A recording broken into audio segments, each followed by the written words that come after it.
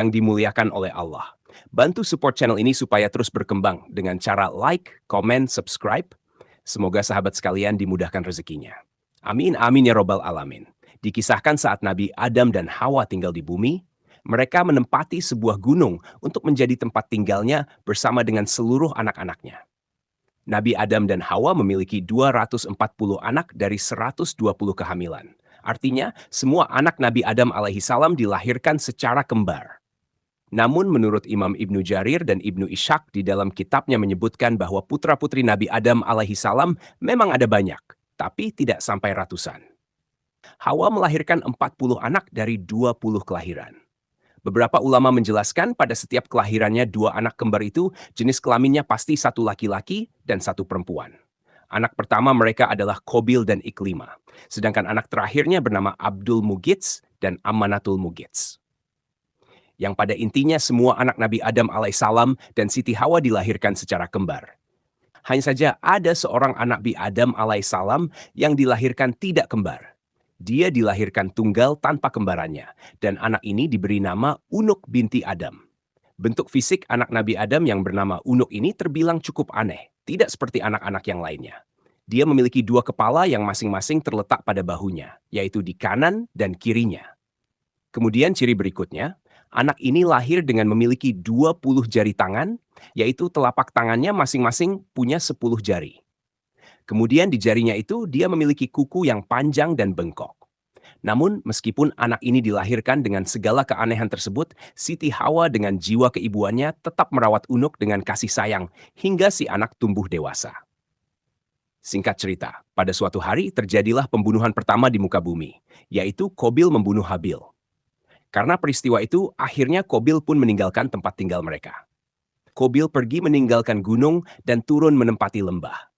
Letak lembah itu tak jauh dari gunung tersebut. Maka akhirnya terpisahlah kedua kelompok anak Adam. Kelompok yang beriman menempati puncak gunung bersama Adam dan Hawa, sedangkan yang tidak beriman menempati lembah di bawah gunung itu. Dan Kobil menjadi pemimpin mereka di lembah tersebut. Hawa memperlakukan anaknya sama, merawatnya agar menjadi manusia yang beriman dan bertakwa kepada Allah Subhanahu wa Ta'ala. Itu menjadi ciri keturunannya yang mendiami puncak gunung. Sementara yang senang melanggar perintah Allah Subhanahu wa Ta'ala, mereka tinggal di lembah. Singkat cerita, Unuk pun tumbuh menjadi dewasa. Namun terjadi kecenderungan yang berbeda dengan kelompok yang ada di puncak gunung. Akhirnya pada suatu hari, Unuk memutuskan untuk turun ke lembah dan tinggal bersama kelompok Kobil. Nah, ketika Unuk nekat pergi dari puncak gunung itu, saat itu ayahnya yaitu Nabi Adam alaihissalam telah meninggal dunia.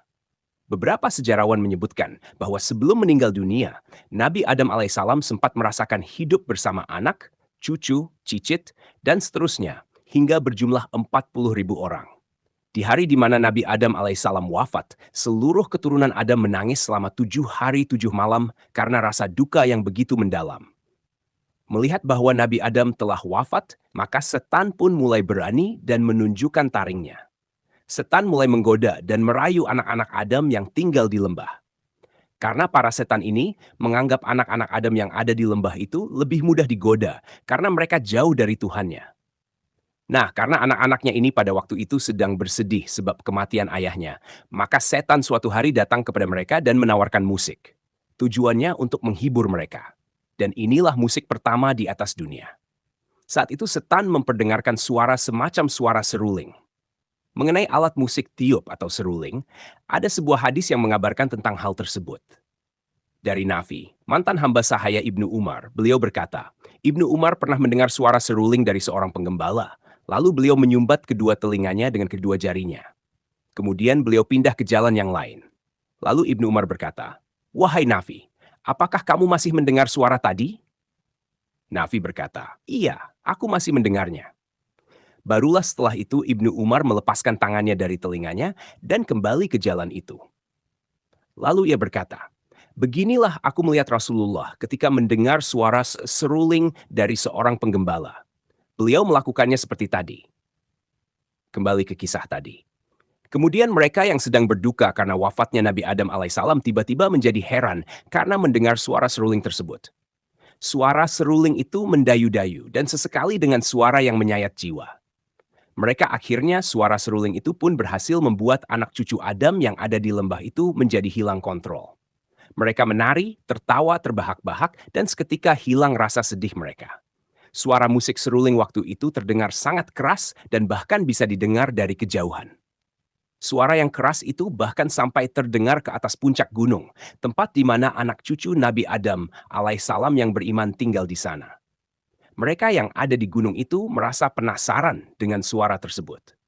Namun mereka tetap bisa mengontrol diri untuk tidak melihat apa yang terjadi di bawah lembah sana. Kecuali Unuk binti Adam. Unuk saat itu tidak bisa membendung rasa penasarannya. Dia pergi meninggalkan puncak gunung dan turun menuju lembah. Unuk kemudian memutuskan untuk bergabung dengan kelompok Kobil dan saudaranya yang lain. Dia menikmati musik seruling itu dan tarian-tarian yang ada di lembah tersebut. Selama tinggal bersama Kobil di lembah tersebut, Unuk berjumpa dengan banyak laki-laki. Dan karena lembah itu isinya orang-orang mungkar dan setan pun menguasai hati dari setiap manusia di sana, Unuk pun melakukan seks bebas. Dia melakukan itu dengan banyak lelaki berbeda. Unuk pun menjadi kecanduan, dan ini sekaligus menjadi kegiatan prostitusi pertama yang terjadi di muka bumi. Karena perilakunya tersebut, tanpa disadari, dia pun hamil tanpa tahu siapa ayah dari anak yang dia kandung. Padahal Unuk bukanlah wanita yang cantik dan bahkan bisa dibilang buruk rupa. Sehingga mustahil ada laki-laki yang suka padanya. Namun rupanya Unuk memiliki ilmu sihir yang bisa membuat laki-laki terpikat padanya. Dia bisa menaklukkan semua laki-laki yang dia mau. Akhirnya pada suatu hari, Unuk pun melahirkan anak laki-lakinya yang dia beri nama Auj. Jadi Auj bin Unuk dinasabkan kepada ibunya karena mereka tidak mengetahui siapa ayahnya. Siti Hawa yang mendengar kabar ini atas perilaku buruk putrinya tersebut hingga membuatnya menjadi sedih. Maka Siti Hawa kemudian berdoa kepada Allah Subhanahu wa Ta'ala supaya anaknya yang bernama Unuk ini dilenyapkan saja dari muka bumi. Allah Subhanahu wa Ta'ala pun mengabulkan doa dari Siti Hawa. Kemudian Allah Subhanahu wa Ta'ala mengutus seekor singa yang sangat besar, yang ukuran tubuhnya lebih besar daripada gajah. Kira-kira 1 tahun setelah melahirkan anaknya, singa yang besar itu mendatangi Unuk. Kemudian singa tersebut menyerang, mencabik-cabik badannya, hingga Unuk pun meregang nyawa. Dan ini sekaligus menjadi kematian pertama yang disebabkan oleh binatang. Beberapa tahun kemudian, Auj yang hidup tanpa orang tua akhirnya tumbuh menjadi dewasa. Namun anehnya, perkembangan tubuhnya dinilai tidak normal. Auj memiliki ukuran tubuh yang sangat besar. Tinggi tubuhnya mencapai 1.200 hasta dan lebarnya juga 1.200 hasta. Sampai-sampai di riwayat itu disebutkan jika ada angin topan, maka angin topan itu tingginya bahkan tidak melebihi dari lutut Auj. Jika Auj duduk di atas sebuah gunung, tangannya mampu mengambil ikan yang ada di dalam laut. Kemudian ikan yang diambil itu diangkatnya ke langit dan ikan itu pun matang karena terpanggang panas matahari. Dan jika Auj marah atau kesal kepada penduduk suatu kampung, dia akan mengencingi kampung tersebut, sehingga kampung itu tenggelam karena air kencingnya. Menurut sebuah riwayat, Auj menguasai sebuah perkampungan, yang di sana dia diperlakukan seperti raja. Dan diriwayatkan pula bahwa Auj memiliki usia yang sangat panjang, dan bahkan bisa dibilang dia adalah orang yang paling panjang usianya, yaitu dia hidup selama 4.500 tahun. Hidup pada masa akhir Nabi Adam alaihissalam hingga ke zaman Nabi Musa alaihissalam. Sementara Nabi Adam ketika wafat, usianya adalah 930 tahun. Dan di usianya Nabi Adam tersebut, Adam alaihissalam masih hidup selama beberapa tahun setelah Lameh lahir. Lameh adalah ayahnya Nabi Nuh alaihissalam. Nah, di masa Nabi Nuh alaihissalam, Auj bin Unuk berjasa membantu sang nabi untuk membantu mengangkat kayu-kayu besar yang dipergunakan untuk membuat kapal Nabi Nuh alaihissalam. Dikisahkan Allah Subhanahu wa Ta'ala memerintahkan Nabi Nuh alaihissalam pergi ke Kufah untuk mengangkut kayu dari pohon saj. Kufah adalah sebuah wilayah yang terletak di Irak. Akan tetapi Nabi Nuh alaihissalam bingung bagaimana cara mengangkut kayu-kayu tersebut. Maka Allah Subhanahu wa Ta'ala mewahyukan kepada Nuh alaihissalam bahwa Auj bisa memikulnya. Maka setelah Allah Subhanahu wa Ta'ala menyampaikan wahyu kepada Nuh alaihissalam bahwa yang mampu memikul kayu itu adalah Auj yang rencananya akan diangkut dariku, Kufah menuju tanah Hirah, yaitu sebuah perkampungan yang dekat dengan Baghdad. Lalu kemudian Nabi Nuh alaihissalam pergi menemui Aud dan memintanya untuk memindahkan kayu untuknya. Aud berkata, aku tidak mau memikul kayu-kayu itu kecuali engkau bisa mengenyangkan perutku dengan roti-roti. Kebetulan pada waktu itu Nabi Nuh alaihissalam membawa 3 roti dari kacang. Nabi Nuh alaihissalam kemudian memberikan selembar roti itu kepada Aud dan berkata, wahai Aud, ini roti makanlah untukmu. Aud pun lalu tertawa dan berkata, roti sebesar gunung saja tidak akan membuatku kenyang, apalagi roti yang hanya selembar kecil ini. Mendengar ucapan Aud, kemudian Nabi Nuh alaihissalam mengambil roti tersebut dan memotongnya di 2 bagian. Pertama diserahkan kepada Aud, lalu Nabi Nuh alaihissalam berkata, bacalah Bismillahirrahmanirrahim. Kemudian engkau masukkan roti ini ke dalam mulut pun memakan roti itu, dan kemudian dia diberikan potongan roti ya.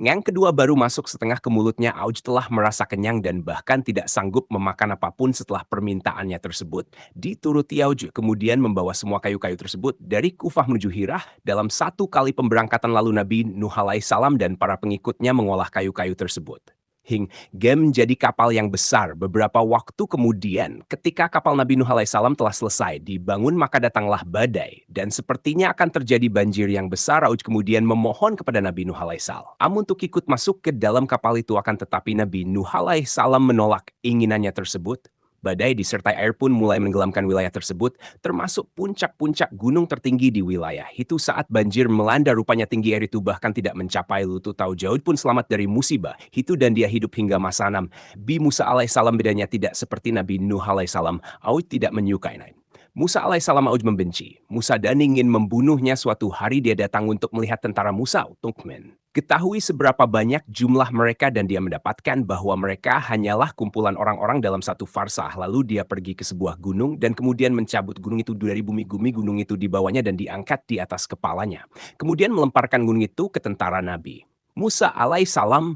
Namun Allah subhanahu wa ta'ala mengutus burung Hud yang paruhnya diciptakan dari besi. Kemudian kawanan burung itu hinggap di atas gunung yang diangkat Aud dan mulailah mematukinya hingga berlubang. Lalu burung-burung itu turun ke pundak Aud dan masuk ke dalam mantelnya hingga Aud tidak bisa bergerak. Ketika melihat Aud lengah, Nabi Musa alaihissalam lalu menghampirinya dan memukulkan tongkatnya yang panjangnya 10 siku sambil melompat ke udara setinggi 10 siku tingginya.